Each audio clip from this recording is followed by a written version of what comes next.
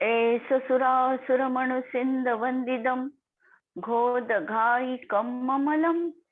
प्रणमामि वर्धमानं तीर्थं धम्मस्य कर्तारं शेषे पुण्यतीर्थहरे ससौवसिद्धे विशुद्धसद्भावे समनेय नाणदंसन चरित तव विरियायारे ते ते सव्वे समगं पत्तेगमेव पत्तेगं वन्दाम्य वर्तन्ते अर्हन्ते मानुषे कित्ते किच्चा अर्हन्ताणं सिद्धाणं तणमो गणहराणम् अज्झावयवगाणं साहूणं चेदि सव्वेसिं तेसिं विशुद्धदंसन नानपहाणा समं समासेज्य उवसंपयामि सम्मं जत्तो निवाण संपत्ती. स्वाध्याय कक्ष संपेपर्यंत आपणा सर्वांना चतुर्विध आहाराचा त्याग असणार आहे. अंतिम शासन नायक 1008 भगवान महावीर स्वामी की जय. द्वादशांगो श्रुत देवी की जय. प्रवचन सार ग्रंथ आणि ज्ञेय तत्व प्रज्ञापन अधिकार यामध्ये आपण काल अत्यंत महत्वपूर्ण गाथा बघितली 179 नंबरची, की ज्या गाथेमध्ये सांगितलं की रत्तो बंधदी कम्मम, रागी जीव कर्माला बांधतो आणि रागरहित अप्पा कम्मेही मुंचंती, आणि रागरहित आत्मा हा कर्मापासून मुक्ती मिळते, म्हणजेच वैराग्य मुक्तीसाठी प्रदान करतं आणि राग संसार मार्ग आहे. ही महत्वपूर्ण गाथा. आणि बंध समास काय, म्हणजे बंधाचा समास याचा अर्थ शॉर्टकट मध्ये बंधाची व्याख्या काय, हे 2 शब्दामध्ये राग आणि विराग या शब्दामध्ये आपण बघितलं. आणि त्यानंतर गाथा आपण बघितलेली होती की जीवाचा जो परिणाम आहे या परिणामानेच जीवाला बंध होतो आहे, म्हणून भावबंधच निश्चयनयानी बंध आहे.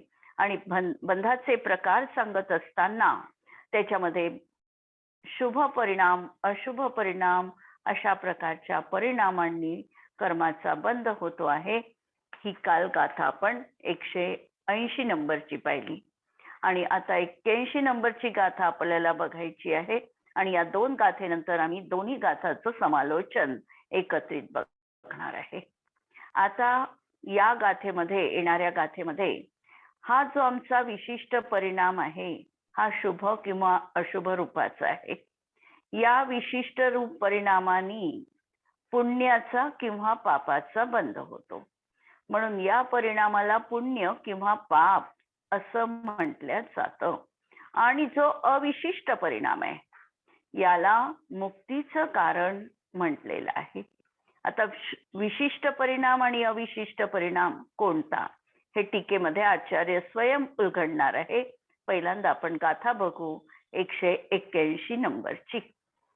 सुह परिणामो पुण्यो असुहो पापप्ती भणीय मन्नेसु परिणामो नन्नगदो दुःखकय कारणं समये. सुह परिणामो पुण्यम असुहो पापं ति भणीय मन्नेसु परिणामो नन्नगदो दुःखकय कारणं समये. अन्येषु सुह परिणामो पुण्यम, अन्य जीवांबाबत शुभ परिणाम पुण्य आहे. म्हणजे उपकार करण्याचा भाव असेल, दुसऱ्या जीवांमध्ये प्रवृत्त रूप होणारा पण मंद कषाय रूप असणारा जो परिणाम आहे हा परिणाम शुभ परिणाम आहे आणि हा पुण्यबंधाला कारणीभूत आहे. असुहो पावप्ती भणीयम, आणि अशुभ परिणाम हा पापरूप म्हटला जातो. परपीडन आहे किंवा दुसऱ्याला टोचून बोलणं आहे किंवा द्वेष परिणाम आहे, हे सगळे पाप परिणाम हे यानी अशुभ कर्माचा बंध होतो. नन्नगदो परिणामो दुःखय कारणम समयम, आणण्यामध्ये प्रवृत्त न होणारा जो शुद्ध परिणाम आहे, आणि जो कोणत्याही प्रकारे परद्रव्यामध्ये प्रवृत्त न होऊन स्वद्रव्याप्रती असणारा परिणाम आहे, जो न पापरूप आहे न पुण्यरूप आहे, असा जो परिणाम आहे हा शुद्ध परिणाम आहे. आणि हा शुद्ध परिणाम यथासमय दुःख क्षयाचं कारण आहे असे शास्त्रामध्ये सांगितलेलं आहे. असे समय, समय याचा अर्थ शास्त्र, आणि असं समयामध्ये शास्त्रामध्ये कथन आहे. टीका पहा. परिणाम दोन प्रकारचा आहे, परद्रव्यामध्ये प्रवृत्त होणारा आणि स्वद्रव्यामध्ये प्रवृत्त होणारा. परद्रव्यामध्ये प्रवृत्त होणारा परिणाम दोन तऱ्हेचा. एक तर तो रागरूप परिणाम असेल किंवा द्वेषरूप परिणाम असेल, म्हणजे शुभ परिणाम असेल किंवा अशुभ परिणाम असेल. आपण पहिल्यांदा शुभोपयोगाधिकाराची सुरुवात करताना आपण गाथा बघितलेली आहे 69 नंबरची, आणि त्याच्यामध्ये शुभ परिणाम कोणता? पंचपरमेष्ठी विषयीचा असलेला अनुराग, देवशास्त्र गुरुची भक्ती असणारा परिणाम, हा सगळा शुभ परिणाम म्हटल्या गेला. आणि या शुभोपयोगाचं फळ सांगताना स्वर्गाची प्राप्ती हे त्याचं फळ सांगितलं. पण त्यानंतर उपसंहार करताना हे सांगितलं, जरी आम्हाला पुण्याच्या फळामध्ये अशा प्रकारची प्राप्ती होत असली तरी हाही परिणाम शेवटी संसार मार्ग आहे. सुख किंवा दुःख किंवा शुभ परिणामाने जे काही आम्हाला एक भाव आमचा सुधारला, हा एका भावापुरता आम्ही त्या ठिकाणी आमच्या आत्म्याचं थोडंफार कल्याण या अपेक्षेने, की एक भाव सुधारला या अपेक्षेने, परंतु मोक्षाची प्राप्ती किंवा वितराग परिणाम जर झाला नाही तर हा परिणाम देखील आम्हाला निरुपयोगी आहे. आणि तहते चय थावर तरु धरे, अशा प्रकारे त्या देव पर्यायी मधून देखील एकेंद्रिय पर्याय ह्या जीवाला धारण करावी लागते, आणि अंततोगत्वा ते दुःख रूपच आहे, हा भाव आपण त्या ठिकाणी बघितलेला होता.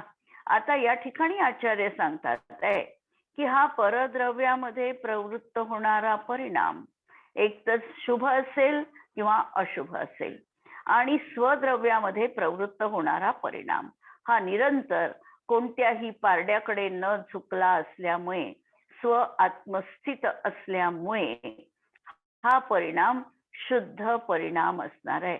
आपल्या चैतन्यानुविधी पर्यायीचं तो अनुसरण करणारा असणार आहे, असा हा शुद्ध परिणाम. पैकी परद्रव्यामध्ये प्रवृत्त होणारा परिणाम हा पराने उपरक्त असल्यामुळे विशिष्ट परिणाम आहे, आणि स्वद्रव्यामध्ये प्रवृत्त होणारा परिणाम हा पराने उपरक्त नसल्यामुळे अविशिष्ट परिणाम आहे. अविशिष्ट याचा अर्थ पराने जो अनुरंजित झालेला नाही, मात्र स्वभावरूप परिणाम जो आहे हा आहे अविशिष्ट परिणाम. तेथे विशिष्ट परिणामाचे, जो विशिष्ट परिणाम सांगितला, या विशिष्ट परिणामाचे म्हणजे परद्रव्यात प्रवृत्त होणाऱ्या परिणामाचे दोन भेद सांगितले, एक शुभ परिणाम आणि एक अशुभ परिणाम.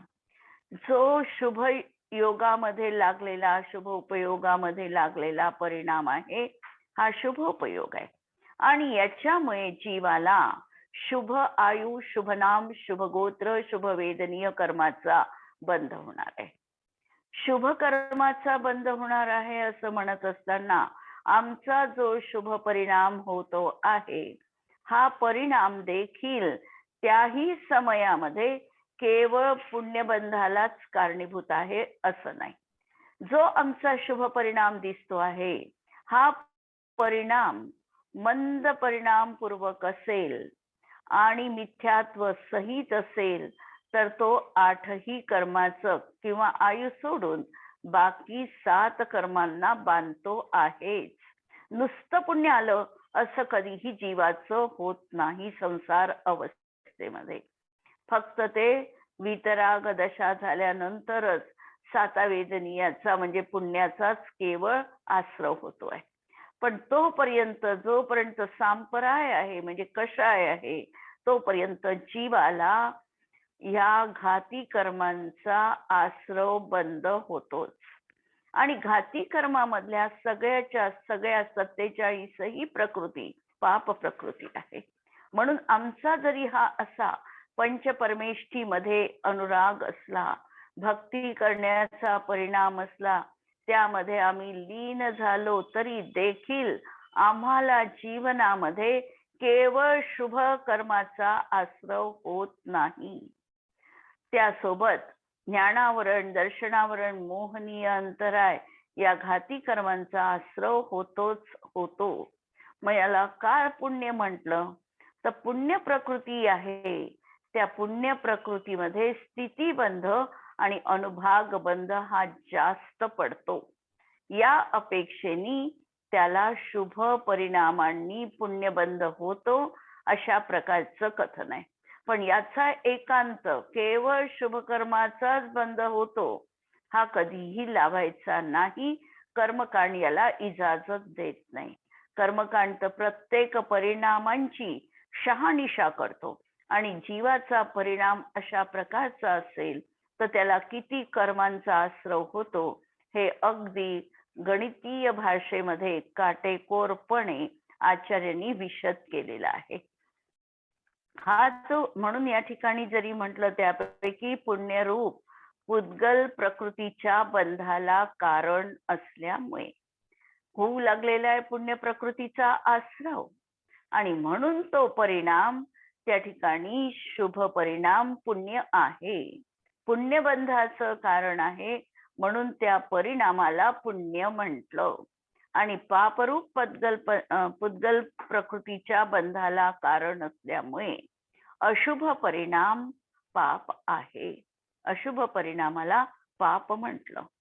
दोहोंनी अविशिष्ट परिणाम हा शुद्धत्वाने एकरूप असल्यामुळे त्याचे भेद नाही.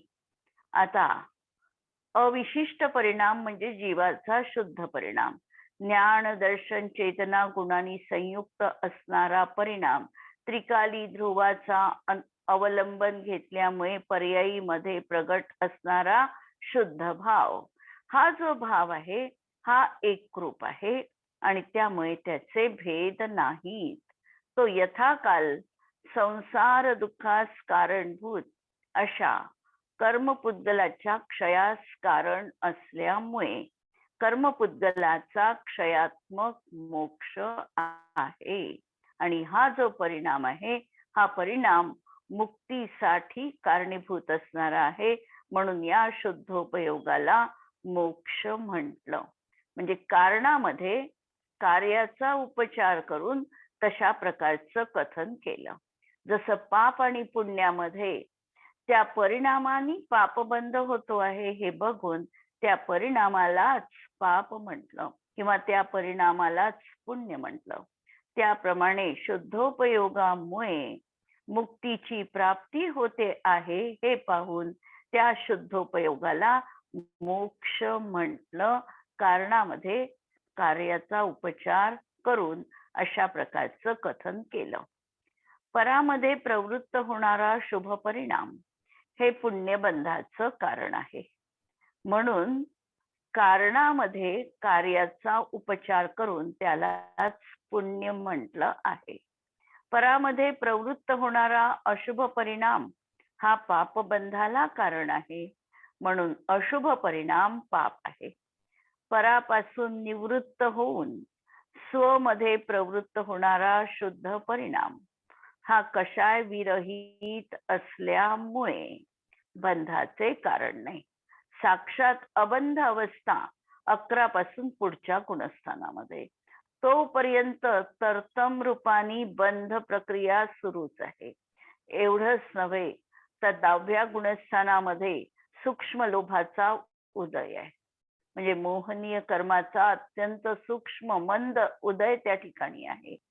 पण या मोहनीय कर्माच्या उदयामध्ये या जीवानी 6 कर्मांचा बंध केलेला आहे. मोहनीय आणि आयु सोडून ज्ञानावरण, दर्शनावरण, अंतराय आणि घाती कर्माच्या परत 3 प्रकृती यांचा बंध तो 10व्या गुणस्थानातही करतो आहे. 11व्या गुणस्थानामध्ये मात्र वितराग भाव असल्यामुळे ज्ञानावरण, दर्शनावरण आणि अंतराय यांचा उदय तर आहे, पण इकडे मोहनीयानी परिणाम नाही, म्हणून तिथे बंध 3 घाती कर्मांचा नाही, परंतु संयोग अवस्था आहे, म्हणून प्रकृती बंध आणि प्रदेश बंध म्हटल्या जाणार आहे, एक समय मात्र प्रमाण. अशा तऱ्हेने ही बंधाची व्यवस्था आम्हाला जाणून घ्यायची आहे. आणि हा जो कषाय विरहित परिणाम 11 पासून पुढच्या गुणस्थानात असलेला, संपूर्णतः कषाय विरहित असलेला, सुरुवात झालेली आहे 4थ्या गुणस्थानापासून. क्रमिक विकास बघता बघता 11व्या गुणस्थानामध्ये उपशमित झाला आणि 12व्या गुणस्थानामध्ये क्षय रूपाला प्राप्त झाला. असा हा कषाय परिणाम हा त्या ठिकाणी बंधाचं कारण नाही, तो मोक्षास कारणीभूत आहे आणि म्हणून तो साक्षात मोक्ष म्हटल्या जातो. त्या परिणामाला म्हणजे त्या कारणाला कार्य आहे असं उपचरित कथन आम्हाला आगमामध्ये दिसतं. याप्रमाणे या 2 गाथा आपण बघितल्या आणि या 2 गाथेंचं आता समालोचन आपण या अनुषंगाने बघणार आहोत.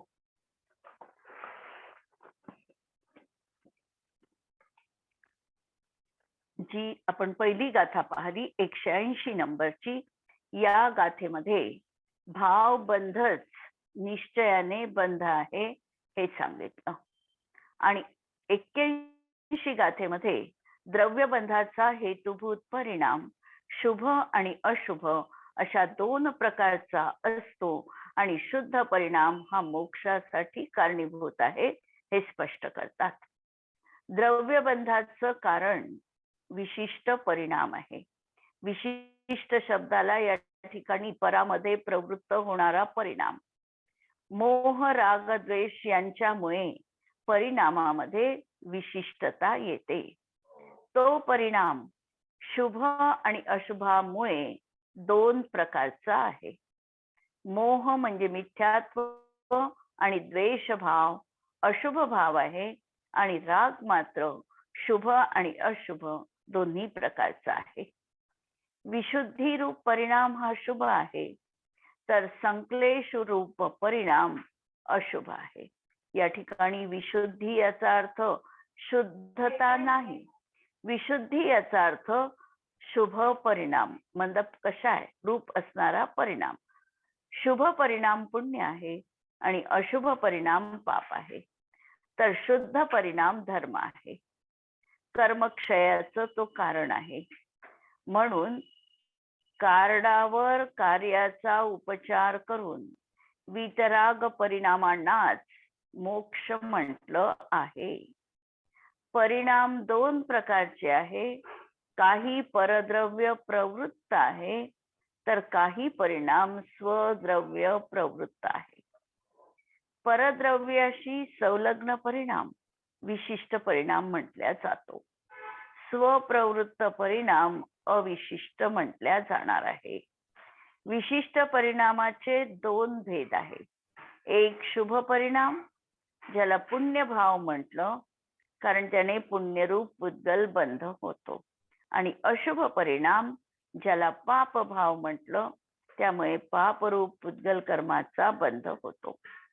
आणि शुभाशुभ रहित शुद्ध भाव अविशिष्ट परिणाम आहे आणि तो एकाच प्रकारचा आहे, यामध्ये भेद नाही.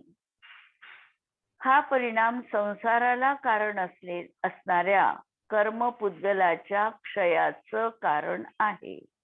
कर्मपुद्गलाचा क्षय म्हणजेच मोक्ष आहे आणि कर्मपुद्गलाचा क्षय झाला याचा अर्थ जी कर्माण वर्गणा कर्मरूप परिणत होऊन जीवाशी परस्पर अवगाह रूपाने संबद्ध होती, ती आता जीवापासून सुटून कर्मरहित दशा म्हणजे कर्माण स्कंदरूप दशा त्याची झालेली आहे. जे कर्मरूप परिणत झालं होतं ते आपल्या मूळ अवस्थेत कारमाण वर्गणा रूपाने झालं. यालाच कर्माचा क्षय म्हटलेलं आहे. या गाथेच्या टीकेमध्ये आचार्य जयसेन अत्यंत महत्वपूर्ण अशा गुणस्थानाच्या परिपाटीनुसार शुभ अशुभ परिणाम कसा असतो आणि ते तारतम्याने कोणत्या कोणत्या गुणस्थानात कसं लावून घ्यायचंय याचं अत्यंत सुंदर वर्णन जयसेनाचार्यांच्या टीकेत आपल्याला दिसतं. मिथ्यात्व, सासादन आणि मिश्र म्हणजे पहिली 3 गुणस्थानं. या गुणस्थानात तारतम्याने अशुभोपयोग असतो. मिथ्यात्व गुणस्थानात तर अशुभोपयोग आहे, परंतु सासादन मध्ये जर बघितलं तर तारतम्याने लावून घ्यायचं आहे. तर अशुभोपयोग, पण तिथे मिथ्यात्वाचा उदय नाही, अनंतानुबंधीचा उदय आहे. तिसऱ्या गुणस्थानात देखील मिथ्यात्व आणि अनंतानुबंधीचा उदय नाही, तर दर्शन मोहनीयाच्या सम्यक मिथ्यात्व प्रकृतीचा उदय आहे. यामुळे आणि दुसरं आणि तिसरं गुणस्थान झालं याचा अर्थ आता प्रथमोपशम सम्यक्त्व त्याच्या जीवनात होऊन चुकलेला आहे, तो नक्की मोक्षाला जाणार आहे, ही गोष्ट पण निर्विवाद सत्य आहे. अशा तऱ्हेने हा उपयोग त्या ठिकाणी असतो. अविरत सम्यक्त्व म्हणजे 4थं गुणस्थान, देशविरत आणि प्रमत्त संयत 6वं म्हणजे 4, 5 आणि 6 या गुणस्थानामध्ये तारतम्याने शुभोपयोग आहे. परत कमी अधिक प्रमाणात लावून घ्यायचं शुभोपयोग असणार आहे. प्रमत्तादी अप्रमत्तादी क्षीण कषाय गुणस्थानात तारतम्याने म्हणजे 7व्या पासून 12व्या पर्यंत तारतम्याने शुद्धोपयोग आहे. नयविवक्षेने मिथ्या दृष्टीपासून क्षीण कषाय गुणस्थानामध्ये पुन्हा अशुद्ध निश्चय नय आहे. तिथे अशुद्ध निश्चय नयात शुद्धोपयोग कसा राहतो, म्हणून अशुद्ध निश्चय नयामध्ये शुद्धोपयोग कसा राहतो, शुभ अशुभ शुद्ध द्रव्यावलंबन रूप उपयोग असा प्रकारचा प्रश्न विचारलेला आहे की अशा प्रकारे नयविवक्षेनी मिथ्या दृष्टीपासून क्षीण कषाय गुणस्थानांपर्यंत अशुद्ध निश्चय नय आहे. प्रश्न असा आहे की या अशुद्ध निश्चय नयामध्ये शुद्धोपयोग कसा असतो, कारण हे तर गुणस्थान अशुद्ध निश्चय नयाने सांगितली, मग यामध्ये शुद्धोपयोग कसा राहतो याचं उत्तर म्हणून आचार्य सांगतात की वस्तूची एकदेश परीक्षा किंवा एकदेश कथन म्हणजे नय आहे. शुभ अशुभ शुद्ध द्रव्यावलंबन रूप उपयोग लक्षण आहे, म्हणून अशुद्ध निश्चय नयामध्ये सुद्धा शुद्धात्म अवलंबनात, शुद्ध ध्येयत्वात आणि शुद्ध साधकत्वात शुद्धोपयोग परिणाम लभ्यते. आचार्यांनी 3 शब्दामध्ये उत्तर दिलेलं आहे की त्यांनी शुद्धात्म्याचं अवलंबन घेतलेलं आहे. दुसरं त्याचं ध्येय शुद्ध आहे म्हणून शुद्ध ध्येयत्वात, आणि साधक जो आहे हा देखील शुद्ध आहे म्हणून शुद्ध साधकत्वात शुद्धोपयोग परिणाम लभ्यते, म्हणून त्या ठिकाणी शुद्धोपयोग परिणाम आहे. अशा प्रकारे हे लक्षण नयविवक्षेनी घटित होतं.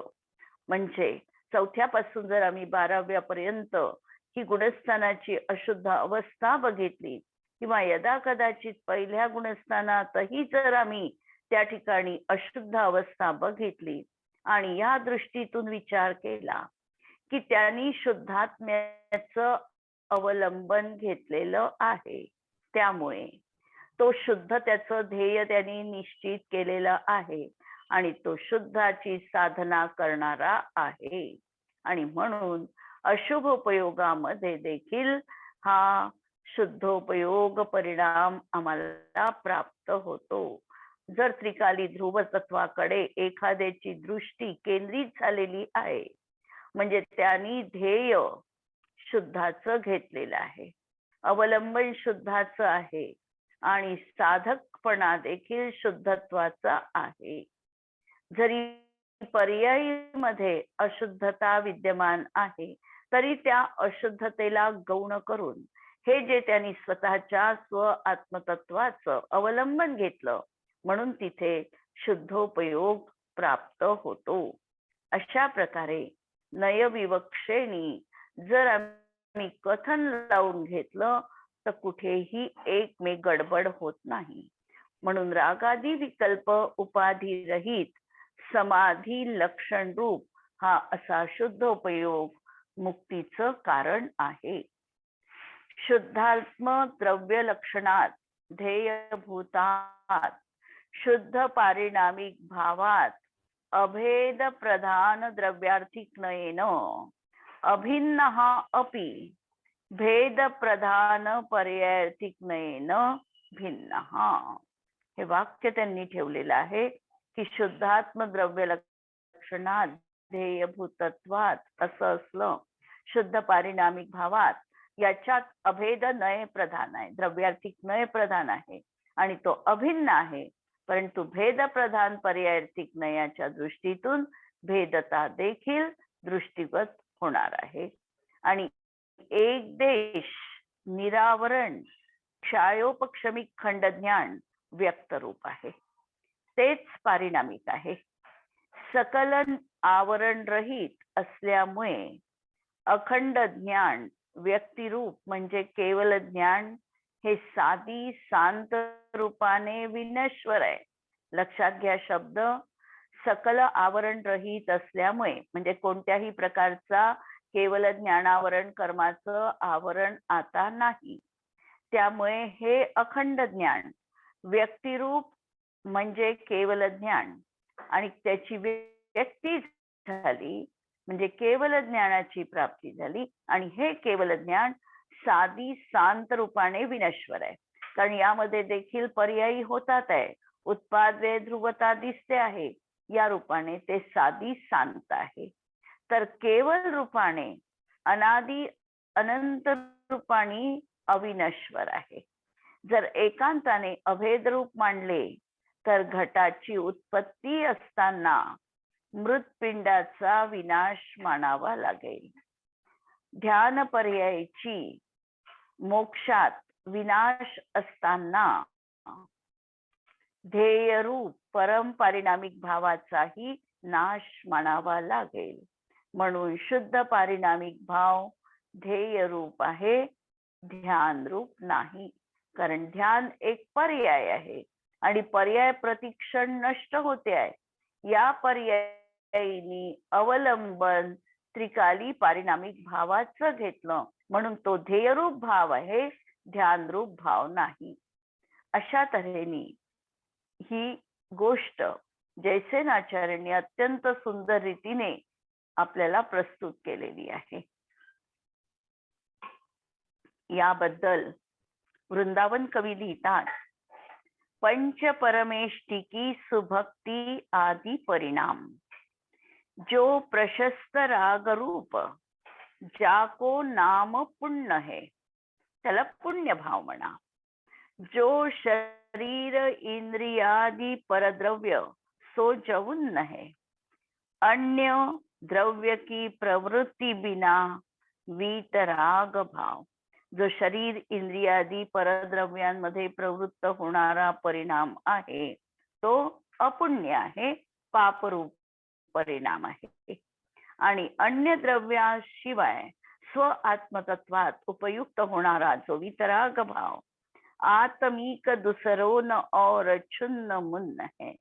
आत्म्यासाठी दुसरं काहीच नाही, ते शून्य आणि मुन्न आहे. शुद्ध उपयोगवंत मुगती स्वरूप संत जाके पराधीन सुख दुख को सुशून्य है. आणि अशा प्रकारे शुद्ध उपयोग साक्षात मुक्तीचं कारण आहे आणि हे संत जे आहे यांना पराधीन तेनी होणार सुख दुःख त्यापासून ते सुन्न हे म्हणजे शून्य आहेत. सुन्न मुन्न पुण्य अशा प्रकारचे यांनी याच्यामध्ये अनुप्रास साधलेला आहे. आणि या गाथेचा प्रयोग आमच्या जीवनात जर आम्हाला करायचा आहे तर बंधापासून वेगळं होण्यासाठी शुभाशुभ रहित सहज चैतन्य स्वरूप आत्म्याला स्वीकारणं. कारण आम्हाला बंध जीवनात नको आहे. या बंधाला तर आम्हाला सोडायचंय, पण तो सुटण्याचा मार्ग मात्र आम्ही अंगीकार करत नाही. जसं पापस्य फलम नेच्छन्ति पापम कुर्वन्ति मानवा. पापाचं फल तर जीवाला नको आहे, पण पाप मात्र यत्नपूर्वक ते करत आहे. पुण्यस्य फलम इच्छन्ति पुण्याच्या फलाला तर ते इच्छितात, पण पुण्यम नेच्छन्ति पुण्य मात्र त्यांना जीवनात करावंसं वाटत नाही. अशा तऱ्हेचे अनादि संस्कार जीवावर अत्यंत प्रबल रीतीने कार्य करत आहे. आणि म्हणून या ठिकाणी पहिल्यांदा पहा, बंधापासून खरोखर आम्हाला सुटावं वाटतं का, हा अंतरंगामध्ये स्वतः आत्मतत्वामध्ये शोध घ्या. आणि असं वाटत असेल तर शुभ आणि अशुभ दोन्हींनी रहित, आता क्रम काल आपण बघितला की कसं आम्हाला शुभ आणि अशुभापासून रहित व्हायचंय.